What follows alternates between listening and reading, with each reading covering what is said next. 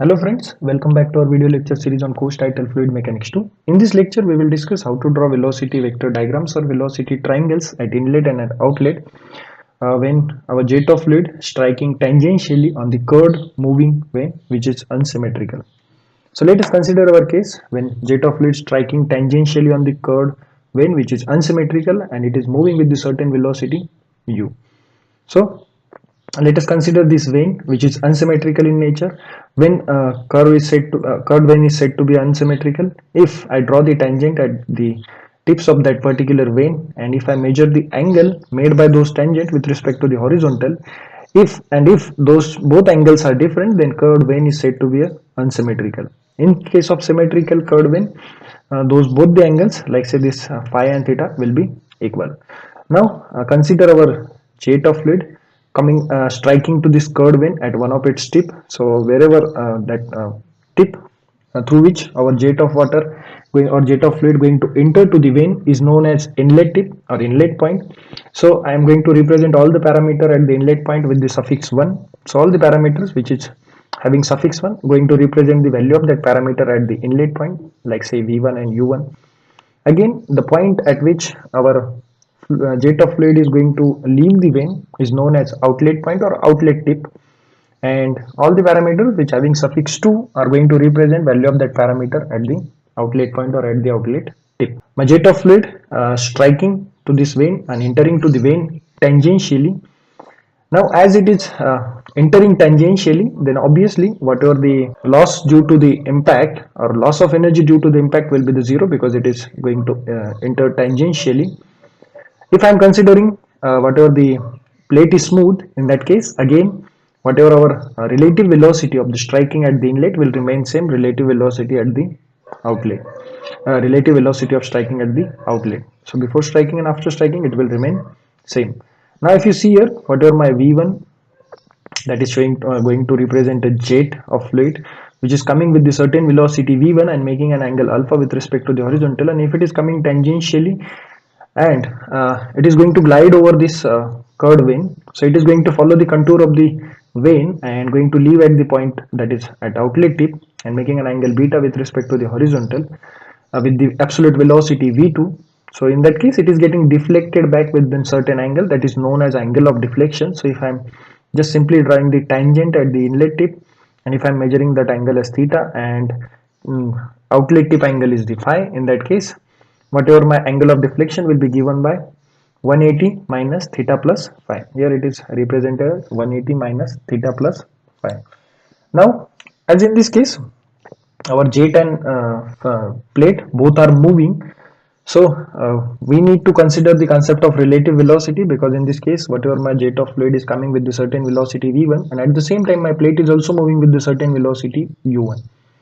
Now in that case we need to consider concept of relative velocity, because whenever this jet of fluid is going to strike on this plate which is already moving with the u1 velocity, at that time it is going to feel the effect of velocity which is equal to v1 minus u1. But in this case if you see our jet of fluid is coming tangentially making an angle alpha with respect to the horizontal, and this u1 which is perfectly horizontal and going to represent the direction of this vane, direction of moving of this vane is in rightward side or along the x-axis, then obviously we know that velocity is the vector quantity and we cannot simply deduct that u1 from the v1. So we need to resolve this component, and that's how we are going to determine that relative velocity by resolving this component. So this is what simply we are going to draw the velocity triangles at the inlet and at the outlet. Those are referred as inlet velocity triangle and outlet velocity triangle. So let's discuss how to draw those. Before construction of the discussion of the construction of velocity triangle at inlet and outlet, let v1 and v2 are the absolute velocity of the jet at inlet and at outlet respectively. u1 and u2 are the velocities, peripheral velocities of the vane at the inlet and at the outlet. vr1 and vr2 are the relative velocities at the inlet and at outlet. vf1 and vf2 are the velocities of flow at inlet and at outlet respectively. vw1 and vw2 are the respective velocities of the whirl at inlet and at outlet. Theta and phi, those are said to be a tip angles at the inlet and at outlet. So theta will be the also known as angle of vane at inlet, and phi is known as angle of vane at the outlet. It is also known as angle made by the relative velocity with respect to the horizontal. alpha and beta are the angle which is made by the absolute velocity of the jet at inlet and at outlet. So let's start to discuss how to draw those inlet and outlet velocity triangles. So let us consider a vane which is moving with the certain velocity u1 and u2 at the inlet and at outlet. If this vane is fixed, in that case this u1 and u2 will be the same. Now our jet of fluid is coming tangentially and striking to this or entering to this vane with a velocity v1 which is making an angle alpha with respect to the horizontal. Obviously it is going to resolve into two components, so we are going to make it its resolution, because we need to compute relative velocity at the inlet, and when we are going to compute relative velocity, if we have an horizontal component of this velocity v1. So let's resolve this v1. So its horizontal component will become v1 cos of alpha, and vertical component will become v1 sin of alpha. Now what this horizontal and vertical component are going to do? Now if I see here what we are getting here, whatever this horizontal component going to push this vane in the rightward direction, obviously it is going to push this vane in rightward direction. It is going to rotate that vane. If this vane is just simply fixed on the wheel, in that case obviously this horizontal component of the velocity will be subjected to make it rotate. So that's why it is known as velocity of whirl, because it is whirling that particular vane around that periphery. So it is due to this velocity of whirl, this whatever this vane is going to move or going to rotate on the circular periphery. Now whatever the vertical component, what vertical component is going to represent? If I see here, vertical component is going to represent like this. Then what this vertical component is doing, if you see here, this vertical component is responsible to take our jet of fluid from inlet point to outlet point, and that's why it is known as velocity of flow. So it is responsible to take the flow from inlet point to outlet point. Remember that velocity of whirl, which is whirling this vane, or which is rotating this vane around this periphery with respect to this periphery, and velocity of flow, which is taking our flow from inlet point to outlet point. So I can simply show that velocity of whirl and velocity of flow on this particular triangle. What we will get here, this is the horizontal component, velocity of whirl vw1, which will be equal to v1 cos of alpha, and this will be a v of 1, that will be a v1 sin of alpha, where the alpha is the angle made by this absolute velocity of jet with respect to the horizontal. Now we can simply determine our relative velocity. We know that relative velocity is given by jet velocity minus plate velocity. Now we can simply take velocity of jet along the x direction, because our u1 is also showing the direction of this particular moving curved vane in the x direction. So we can simply deduct our v1 cos of alpha minus u1. So we can simply deduct this u1 from the v1 cos of alpha, that is represented as vw1. So this is what our relative velocity. Now if I draw this u1 at this on this horizontal axis at this particular, up to this particular location, if I represent it, so up to this point, from this point to this point, our there will be a relative velocity, and obviously from this point I am going to draw another line which is going to represent my velocity of relative velocity of the jet. What is this relative velocity by which our jet of fluid is going to strike on this plate? Now this for the smooth entry of this jet, whatever this relative velocity or angle made by this relative velocity with respect to the horizontal should be equal to inlet tip angle, that is theta. So whatever this angle made by this relative velocity with the horizontal should be equal to angle of vane at the inlet, that is mean by this is the theta. So this is our relative velocity. Hope you understood how we have drawn it.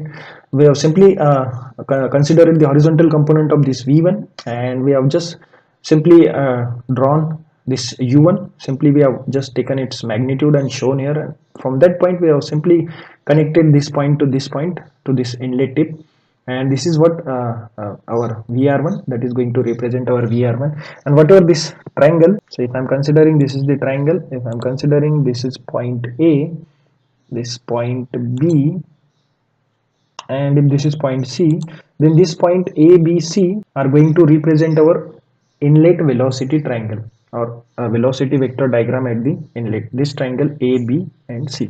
Hope you understood this. Let's move to the next. Now if I'm considering if my plate is smooth, so there is no energy loss, or there is no change in the velocity, and whatever the velocity or relative velocity at the inlet will remain same at the outlet. So with the same skill, we are simply going to draw the VR2, that is velocity, relative velocity at the outlet. That will be our first component which is coming out at the outlet.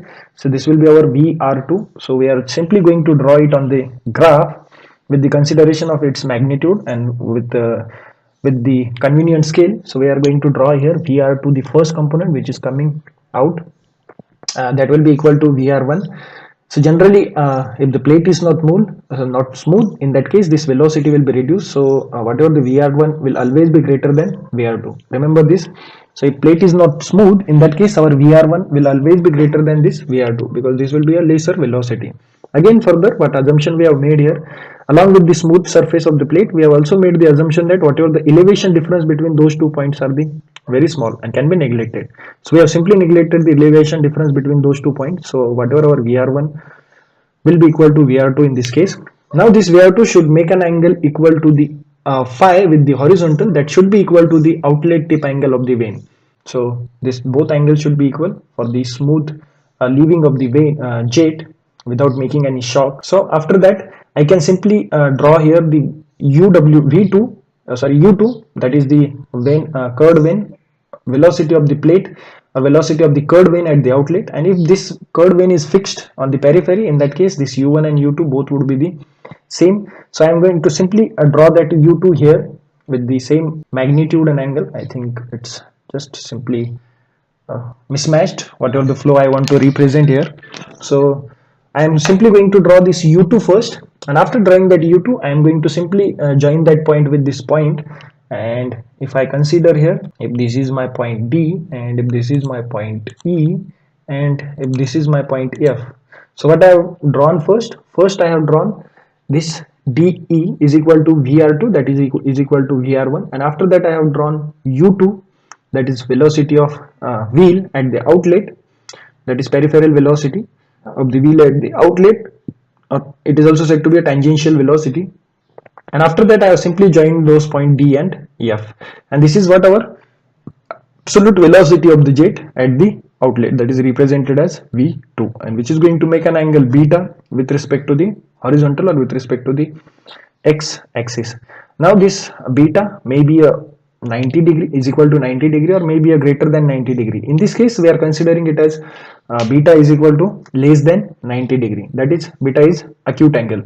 Now in this case, if we are assuming beta is acute angle, then obviously whatever the force exerted by the jet would be the different. And if this beta is different, like say beta is greater than 90 degree or equal to 90 degree, if the discharge is radial at the outlet, in that case whatever the flow force exerted by the jet would be the different. So you need to consider this beta while computing the force exerted by the jet, whether this beta is less than 90 degree or equal to 90 degree or greater than 90 degree. Once we draw this absolute velocity of the jet at the outlet, simply we are going to resolve it into two components. The horizontal component going to represent the velocity of whirl at the outlet, V2 cos of beta is equal to VW2, and vertical component again velocity of flow at the outlet, that is represented by, that can be calculated as V2 sine of beta. So this is how we can draw the velocity triangles at the inlet and at outlet. Remember that this ABC is the velocity triangle at inlet, and this DEF is the velocity triangle at the outlet, and this VF2 and VW2 are the resolving component of this V2, and VW1 and VF1 are the resolving component of this V1. Hope you understood this. This is a really important concept while you are studying the turbines or while you are studying the impact of jet. So this is a really important concept. Hope you understood this whole explanation, because it's not too difficult to learn it. So you need to just follow the graphical representation method, simply drawing this V1 first, then resolving this V1 into two component, and then computation of relative velocity VW1 minus U1, and by simply drawing this here graphically with the proper selection of the scale U1, you can simply compute the relative velocity that by joining this point C and B.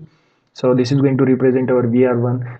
So remember, whatever the angle made by this relative velocity with respect to the horizontal should be equal to the angle of vane at the inlet or inlet tip angle, that is this theta and this theta should be the same, because if those are the different, then obviously whatever this jet may create a shocks while entering to the vane or while striking to the vane at the inlet. Again, as jet entering tangentially, there will be no energy loss due to the impact, Again, we have considered smooth plate, and further we have considered elevation difference between this point B and point D is very small and can be neglected. So after consideration of all those assumptions, this VR1 will be equal to VR2, the first component which is coming out at the outlet. So we can simply draw graphically DE, that will be equal to the magnitude of VR1 and will be represented by the VR2, relative velocity at the outlet. And remember, this relative velocity at the outlet always be less than VR1 if we are considering the roughness of the plate. In that case, we are going to consider the frictional losses, and this VR2 is going to make an angle equal to the outlet tip angle, that is phi, because for the leaving the jet without making any shocks. And after that, we can simply draw this U2 graphically, again with the same magnitude, is equal to U2. And if this curved vane is fixed on the wheel, in that case this U1 and U2 will be the same. Now after drawing this U2 by from the point F, simply we are joining this point D and F, which is going to represent the absolute velocity of the jet at the outlet, which is going to make an angle beta. Now this beta may be a less than, maybe a greater than 90 degree or maybe equal to 90 degree. That will depend on the discharge condition, whether discharge is radial or what is the angle of deflection. Now if you consider whatever my jet of fluid coming with a certain angle alpha and going to strike on this particular vane with the angle BR1, and after striking to this particular vane, it is getting deflected, gliding over this curved vane, following the contour of this curved vane and leaving at the outlet with the relative velocity VR2.